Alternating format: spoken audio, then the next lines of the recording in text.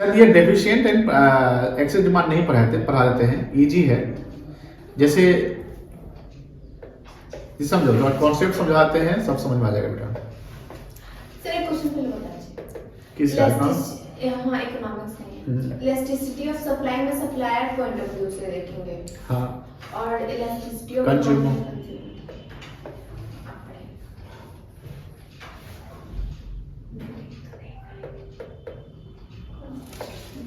देखो बेटा यहाँ देखिए बेटा, problem of deficient demand and excess demand. तो प्रॉब्लम क्या मतलब, क्या हुआ कि मतलब समस्या। अगर मान लो कि इकोनॉमी में, जैसे हम लोग मैक्रो पढ़ रहे हैं, तो क्या पढ़ रहे हैं मैक्रो। अगर इकोनॉमी में डिमांड बहुत ज्यादा हो जाए और एज ए प्रोड्यूसर उतना commodity goods and service supply नहीं कर पाए, तो डिमांड ज्यादा है।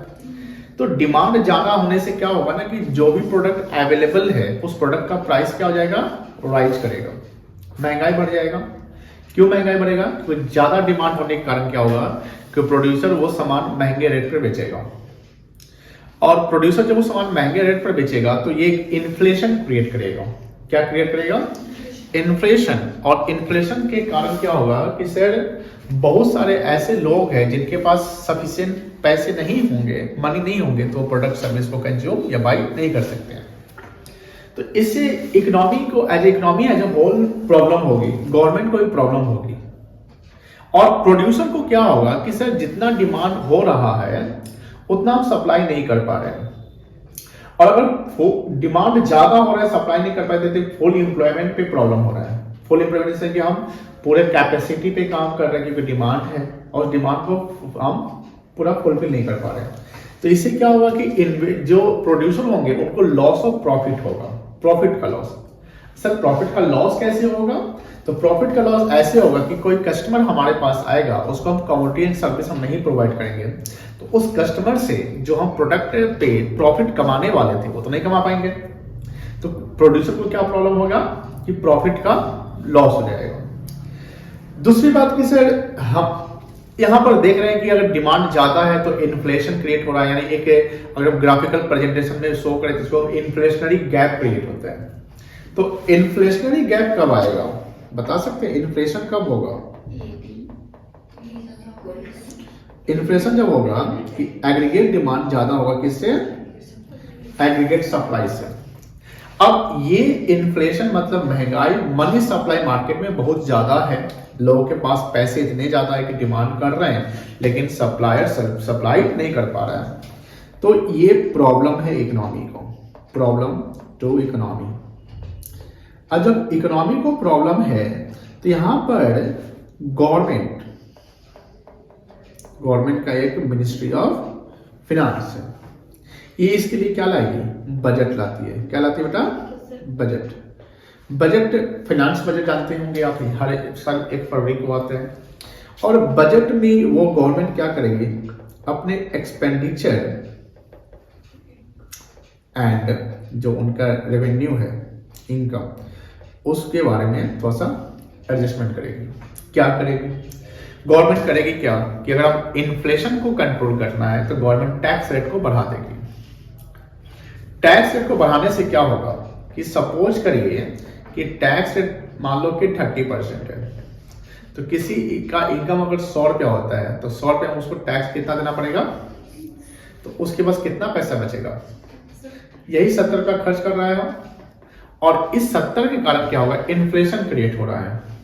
तो गवर्नमेंट क्या करेगी, टैक्स रेट चलो ठीक है हम बढ़ा देते हैं, 40% बढ़ा देते हैं, 40 में क्या करते हैं, बढ़ाते हैं। तो लोगों के पास जब 100 होंगे तो सरकार को कितना टैक्स पे करेंगे, तो उनके पास कितना बच जाएगा पैसा, तो वो 60 ही ना खर्च करेंगे। तो यहाँ पर मनी सप्लाई कम हो गया, तो उनका कहने के पहले 70 पे डिमांड करते थे, 70 के लिए डिमांड करते थे, अब 60 पे डिमांड करेंगे। तो कहने के हम कह सकते हैं कि एग्रीगेट डिमांड थोड़ा सा रिड्यूस करेगा। दूसरा कि आप जानते हैं कि एग्रीगेट डिमांड में CIG एंड नेट एक्सपोर्ट होता है। तो गवर्नमेंट का यहाँ पर क्या है, यहाँ पर एक्सपेंडिचर है। अब बताओ इन्फ्लेशन को कम करने के लिए गवर्नमेंट एक्सपेंडिचर को कम कर देगी कि ज्यादा करेगी? इन्फ्लेशन को अगर कंट्रोल करना है तो गवर्नमेंट अपना एक्सपेंडिचर क्या करेगी, कम करेगी। जैसे कम करेंगे तो एडी क्या हो जाएगा, कम जाएगा। बात समझ में आ रही है ना। तो कहीं ना कहीं गवर्नमेंट जो है यहाँ पर बहुत सारी एक्शन लेती है, अपने एक्सपेंडिचर कम कर देगी, है ना, टैक्स रेट को बढ़ा देगी, जो भी चीजें। प्लस गवर्नमेंट जो है वो क्या करेगी, जो अपनी बॉन्ड है, गवर्नमेंट अपनी सिक्योरिटीज है उसको सेल आउट कर देगी। अब गवर्नमेंट सेल आउट करेगी तो गवर्नमेंट के पास क्या होगा, पैसे आ जाएंगे, और वो पैसे कहां से आएंगे, पब्लिक से आएंगे। तो पब्लिक से पैसे गवर्नमेंट के पास आएंगे तो पब्लिक की खर्च कम करेंगे, तो इससे एग्रीगेट डिमांड क्या हो जाएगा, कम जाएगा। लेकिन गवर्नमेंट कितना हद तक टैक्स बढ़ाएगी, कब गवर्नमेंट कितना अपना खर्च कम करेगी, गवर्नमेंट कितना सिक्योरिटी सेल करेगी, वो डिपेंड करता है कि अगर एडी एएस है और ये एडी है तो गवर्नमेंट इस लेवल पे लाने के लिए करेगी, पूरा नीचे नहीं कर देगी। एग्रीगेट डिमांड अगर एक्सेस है और एग्रीगेट सप्लाई कम है तो एग्रीगेट डिमांड को कम करेंगे ना बेटा, कितना कम करेंगे, इतना कम करेंगे बराबर हो जाए। जैसे बराबर हो जाएगा तो क्या कहलाएगा, इक्विलिब्रियम कहलाएगा। क्या कहलाएगा, इक्विलिब्रियम कहलाएगा। दूसरा कि आरबीआई भी यहां पर एक्शन लेती है। कौन लेती है action, RBI, reserve bank of India. कौन, अच्छा, गवर्नमेंट जो पॉलिसी लाएगी उसको कौन सी पॉलिसी कहेंगे, फिस्कल पॉलिसी कहेंगे। कौन सी पॉलिसी कहेंगे, और आरबीआई जो पॉलिसी लाएगी उसको कौन सा पॉलिसी कहेंगे, मॉनेटरी पॉलिसी। अब आरबीआई जो है यहां पर मनी से रिलेटेड काम करती है। मनी से क्या करेगी, जो बैंक रेट है गवर्नमेंट आरबीआई क्या करेगी, बढ़ा देगी, घटा देगी, बढ़ा देगी। इसे लोन का लेने का संख्या कम जाएगा, लोग ज्यादा पैसा बैंक में जमा करेंगे। रेपो रेट को बैंक क्या करेगी, बढ़ा देगी। रिवर्स रेपो रेट को बैंक बढ़ा देगी। अच्छा ये बताइए, मार्जिन जो होता है, लोन पे मार्जिन होता है ना, तो मार्जिन को बढ़ाएगी या घटाएगी,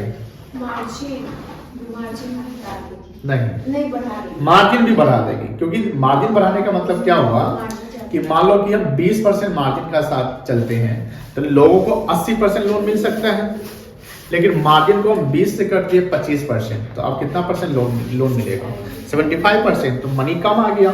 तो इन्फ्लेशन को कंट्रोल करने के लिए हमको मनी सप्लाई को रोकना पड़ेगा। इन्फ्लेशन को कंट्रोल करने के लिए मनी सप्लाई क्या करना पड़ेगा, रोकना पड़ेगा। दूसरा, जैसे आप जानते हो कि सर मान लीजिए कि एग्रीगेट डिमांड एग्रीगेट सप्लाई से कम है। अब यहां प्रोड्यूसर को भी प्रॉब्लम है, एग्रीगेट डिमांड कम है, एग्रीगेट सप्लाई क्या है, ज्यादा है। तो प्रोड्यूसर को क्या प्रॉब्लम है, सर इन्वेंट्री का प्रॉब्लम है। इन्वेंट्री ज्यादा, अनवांटेड इन्वेंट्री बन जाएगा कि भैया इन्वेंट्री मेरा पड़ा हुआ है क्योंकि डिमांड ही नहीं मार्केट में है। तो प्रोड्यूसर क्या करेगा, प्रोड्यूसर करेगा भैया प्रोडक्शन को कम कर दो। प्रोड्यूसर क्या करेगा, प्रोडक्शन को कम कर देगा। और जब प्रोड्यूसर प्रोडक्शन को कम, कितना कम करेगा, उतना कम करेगा कि हम एडी और एस को क्या करें, बराबर। अब प्रोडक्शन कम करने से क्या होगा, लेबर को कम करना पड़ेगा, लेबर कम जाएगा, मैन पावर कम जाएंगे। तो ये जो अगर हम करेंगे तो क्या बढ़ेगा, अनएम्प्लॉयमेंट बढ़ जाएगा। अनएम्प्लॉयमेंट बढ़ जाएगा तो क्या होगा कि लोग गरीब ज्यादा होने लगेंगे, गरीबी नहीं बढ़ जाएगी। अगर लोग बेरोजगार हैं तो गरीबी तो है, बेरोजगार का मतलब क्या हुआ, गरीबी की तरफ जा रहे हैं हम लोग। तो कहीं ना कहीं ये प्रॉब्लम इकोनॉमी को फील हो गया और ये क्रिएट करेगा, डिफ्लेशन क्रिएट करेगा, मंदी जिसको बोलते हैं। क्या बोलते हैं बेटा, मंदी, यानी डिफ्लेशन क्रिएट करेगा, यानी डिफ्लेशनरी गैप हो जाता है। तो डिफ्लेशनरी गैप क्रिएट कब होगा, जब एग्रीगेट डिमांड लेस देन जो है एग्रीगेट सप्लाई, या aggregate supply is greater than the aggregate demand. और ये इसे एम्प्लॉयमेंट को हमको कम करना पड़ेगा। अब यहां भी कौन आएगी, गवर्नमेंट आएगी। गवर्नमेंट अपना खर्च को थोड़ा सा बढ़ा देगी। गवर्नमेंट अपना खर्च क्या करेगी, और टैक्स रेट गवर्नमेंट क्या करेगी, घटा देगी। टैक्स रेट अगर कम कर देंगे तो लोगों को टैक्स कम देना होगा, लोगों को टैक्स कम देना होगा तो लोगों के पास पैसे ज्यादा बचेंगे, तो लोग पैसा ज्यादा खर्च करेंगे, तो अपने आप डिमांड बढ़ेगा। आरबीआई भी एक्शन लेगी, और आरबीआई क्या करती है, अपने इंटरेस्ट रेट को कम कर देगी। गवर्नमेंट सिक्योरिटीज को बाय करेगी। हाँ, गवर्नमेंट अपनी सिक्योरिटी को बाय करेगी। गवर्नमेंट अगर सिक्योरिटी बाय करेगी तो सेल कौन करेगा, पब्लिक सेल करेगा तो पब्लिक को पैसा मिल जाएगा, है ना। आरबीआई अपने इंटरेस्ट को कम कर देगी, लोन सस्ता हो जाएगा, लोन लोग लेंगे, बैंक में पैसा जो जमा कम करेंगे, मार्केट में खर्च करेंगे।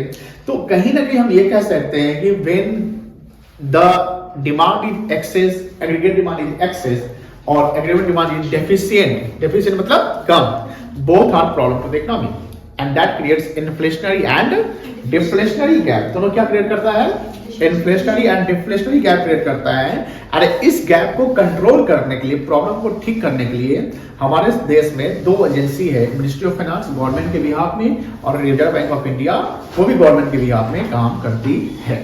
कोई दिक्कत नहीं है। पढ़िए।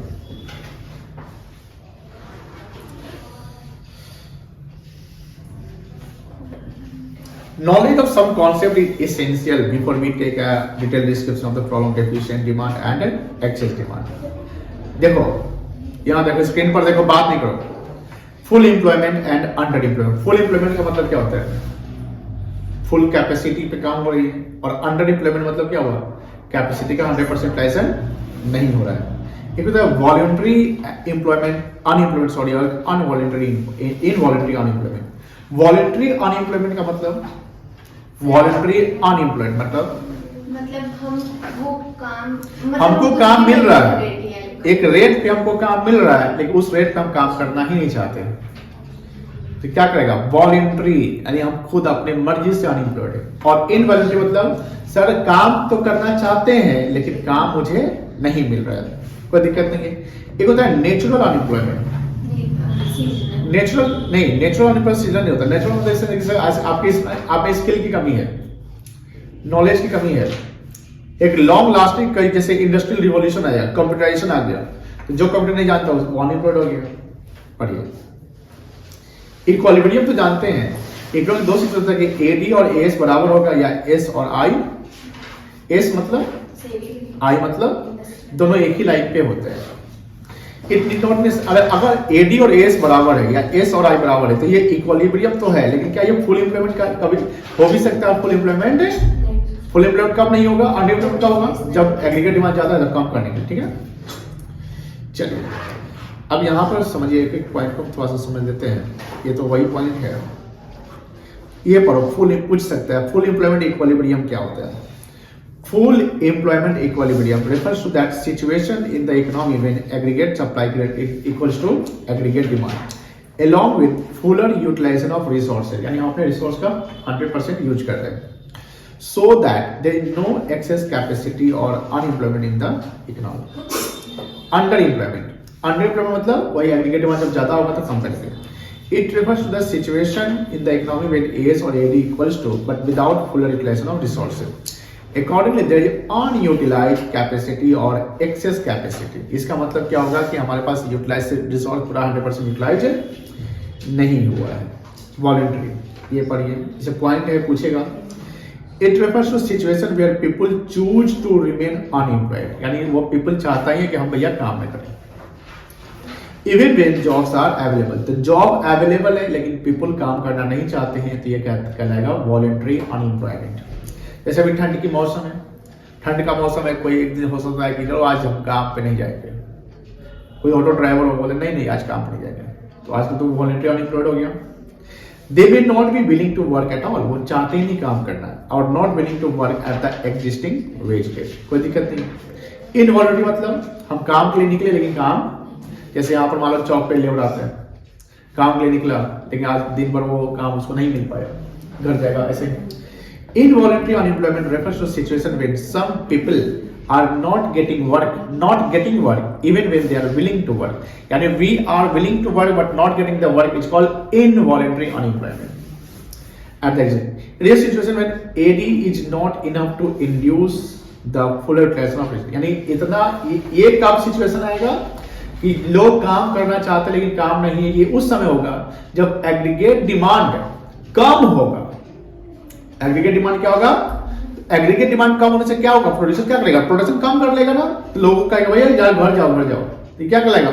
जो लोग घर जाएंगे तो चाह रहे थे काम करना, लेकिन उनको काम नहीं मिल रहा है, बहुत डिमांड ही नहीं, मार्केट में मंदी का समय है।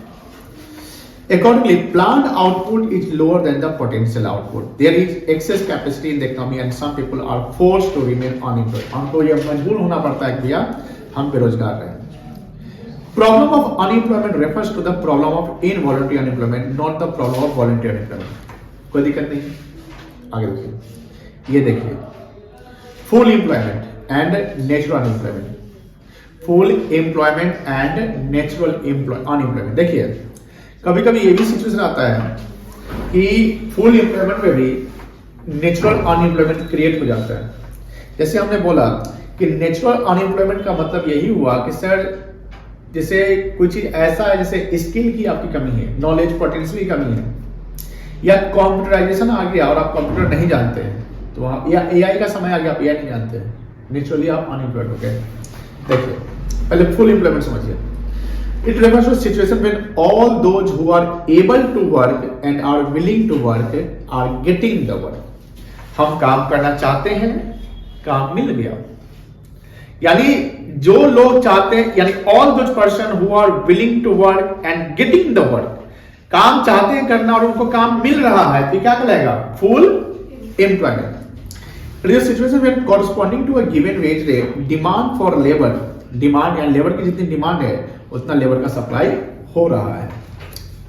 चलिए, situation of full employment does not mean, ये इंपॉर्टेंट है, ये जो अभी बताया था जीरो अनएम्प्लॉयमेंट।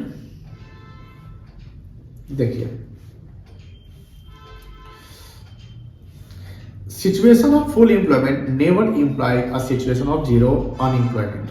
मतलब हमने जस्ट बताया कि फुल एम्प्लॉयमेंट का मतलब ये नहीं होता है कि हमेशा जीरो अनएम्प्लॉयमेंट होगा, कभी कभी नेचुरल अनएम्प्लॉयमेंट क्रिएट हो सकता है। देखिए there always exists some degree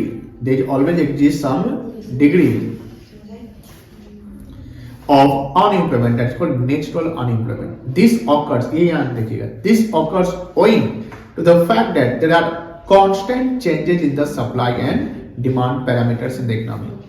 And adjustment to these changes take time, समय लेता है, लंबा समय है ना। While adjustments are occurring, some people continue to remain unemployed. This is a situation of frictional and structural unemployment. Structure समझते हैं क्या होता है? स्ट्रक्चर इकोनॉमी का स्ट्रक्चर चेंज। जैसे मान लो कि पहले मैनुअली काम होता था, अब मशीन आ गया। पहले क्या काम होता था, अब मशीन आ गया तो वर्कर को बोलता है कि भैया मशीन तुमको चलाने आता है, सीख आता है तो काम करो, नहीं तो कैसे काम करोगे। यानी हम उनको छोड़ नहीं रहे, हम ये नहीं बोल रहे तुम जाओ, तुम मशीन पर काम करोगे। अब वो वर्कर बोलेगा सर हम तो स्किल ही नहीं है, मशीन नहीं चलाने आता है। इस क्वेश्चन का आंसर क्या हुआ? किसका? ऊपर जो समझा, मतलब नेचुरल एम्प्लॉयमेंट का नहीं, वो सिचुएशन जब इक्विलिब्रियम का सिचुएशन हुआ फुल एम्प्लॉयमेंट का, तो ये वाला नहीं उसके नीचे, हाँ ये सिचुएशन क्या बोलता है? सिचुएशन बोलता है कि जैसे फुल एम्प्लॉयमेंट इक्विलिब्रियम का मतलब क्या हुआ?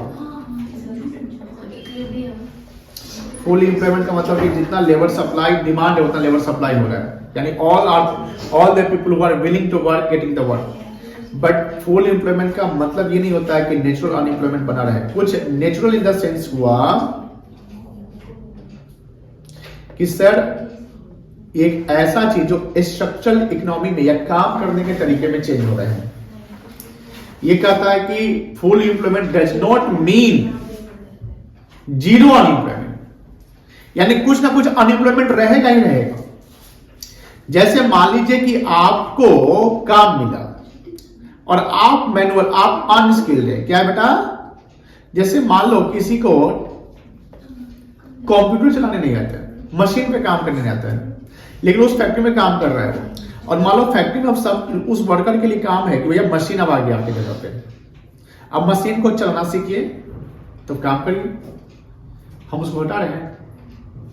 अब मशीन आपको समझो, यानी स्ट्रक्चरली आप या टाइम या लॉन्ग टाइम के लिए आपने वहां पर आपको काम नहीं मिला। ये देखिए यहां पर करें, in the word of Gardner, frictional unemployment is the unemployment associated with the changing in job in the dynamic economy. Dynamic economy मतलब इकोनॉमी इन्वायरमेंट चेंज होता है ना। कैसे चेंज होता है? जैसे आप 4G से 5G में आ गए, मैनुअल से कंप्यूटराइज में आ गए, मशीन मेड में आ गए। इट अराइजेज, ये पढ़े देखना से, it arises due to immobility of labour, shortage of raw material, lack of information regarding the opportunity of employment, shortage of power, wear and tear of machine, tendency of worker to move from one job to other. ये सब क्या है? Structural unemployment.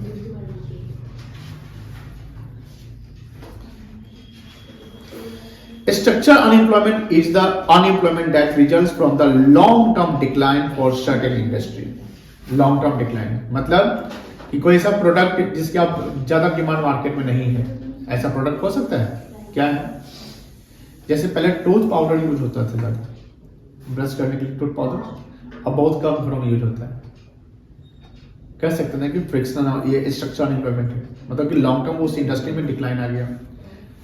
पहले जैसे क्या बोलते हैं ना, मतलब कि क्या बोलते हैं, जैसे plastic bag, Nokia, plastic bag कह सकते हैं, जो पन्नी होता है ना, थैला, सरकार बैन कर रही है, उस इंडस्ट्री का क्या हो गया?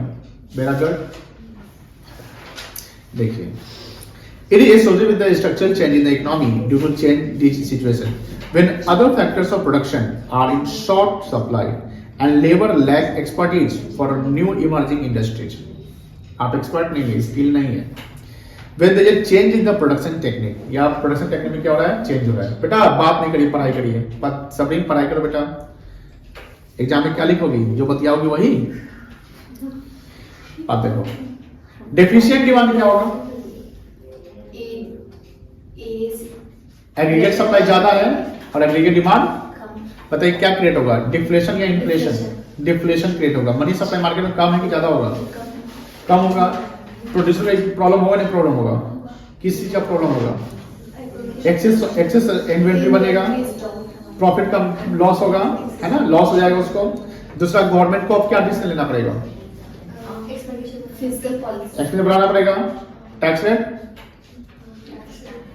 कम करना पड़ेगा, और अपनी गवर्नमेंट अपनी सेक्रेटरी क्या करेगी? बाई करेगी। ठीक है, यही पॉइंट है यहाँ पे, कोई दिक्कत नहीं है। चलिए, ये सब वही है। और ये जो गैप होता है उसके आपको क्या बोलते हैं? डिफ्लेशनरी गैप कहते हैं। कोई दिक्कत नहीं ना?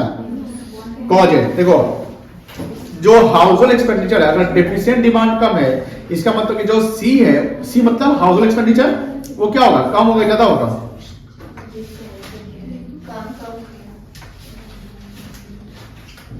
कंजम्पशन कट जाएगा। प्रोड्यूसर अपना इन्वेस्टमेंट क्या करेगा? डिमांड ही नहीं तो प्रोडक्शन क्या करेंगे? कम करेंगे। मशीन नया नहीं कर देंगे तो इन्वेस्टमेंट क्या हो गया? घट गया। गवर्नमेंट टैक्स रेट क्या करेगी? क्या की होगी? बढ़ाई होगी, इसलिए पैसे लोगों के पास नहीं है, और आरबीआई का इंटरेस्ट रेट क्या होगा? ज्यादा होगा। कोई दिक्कत नहीं है, ये पॉइंट यहाँ पे है। यानी reduction in private consumption, reduction in private investment, reduction in government expenditure, ये प्रॉब्लम्स है, कॉजेज है। ये नहीं कि इसका सॉल्यूशन है, कॉज है, क्या कारण हो सकता है? एक्सपोर्ट की कमी, इंपोर्ट में बढ़ोतरी, इंपोर्ट ज्यादा, एक्सपोर्ट का कम होना मतलब क्या हुआ? फॉरेन बायर कम खर्च कर रहे हैं, टैक्स रेट क्या होगा? ज्यादा होगा। कोई दिक्कत नहीं बेटा। अब कंसिक्वेंसेस, कंसिक्वेंसेस मतलब क्या होता है? अगर डेफिशिएंट डिमांड है तो इसकी क्या सिचुएशन, क्या प्रॉब्लम क्रिएट होगी, क्या परिणाम होंगे? तो अंडर इंप्लॉयमेंट इक्विवेलेंट बनेगा। क्यों? डिमांड कम है, डिमांड क्या है, तो हम सप्लाई क्या करेंगे? तो अंडर, यानी कुछ लोगों को बेरोजगार रखना पड़ेगा, तो ये अंडर इंप्लॉयमेंट इक्विलिब्रियम करने के लिए, यानी एग्रीगेट सप्लाई एग्रीगेट डिमांड को बराबर करने के लिए हमको अंडर इंप्लॉयमेंट करना पड़ेगा। क्लियर है? तुमको क्लियर है? फ्यूचर सीए में क्या गैप क्रिएट होगा? डिफ्लेशनरी गैप क्रिएट होगा। कोई दिक्कत नहीं है। चलो, ये डिफ्लेशनरी गैप है। अनडिजायर्ड स्टॉक बनेगा क्योंकि डिमांड कम है, प्रॉफिट का लॉस होगा क्योंकि हम सामान बेच नहीं पा रहे हैं। चलिए, अब एक्सेस डिमांड जस्ट इसका ऑपोजिट है गया। ऑपोजिट इन द सेंस क्या क्रिएट होगा? इन्फ्लेशन। क्या क्रिएट होगा बेटा? इन्फ्लेशन। अब यहां पर देखिए कॉजेज, देखिए क्या कॉज होगा बेटा? हाउस होल्ड का खर्चा क्या होगा? ज्यादा होगा, है कि नहीं है? इन्वेस्टमेंट क्या होगा? ज्यादा होगा। गवर्नमेंट का एक्सपेंडिचर क्या होगा? ज्यादा होगा। एक्सपोर्ट क्या होगा? इंपोर्ट क्या होगा? टैक्स रेट क्या होगा? सर आरबीआई का इंटरेस्ट रेट क्या होगा? का परिणाम क्या हो सकता है? इन्फ्लेशनरी गैप क्रिएट होगा।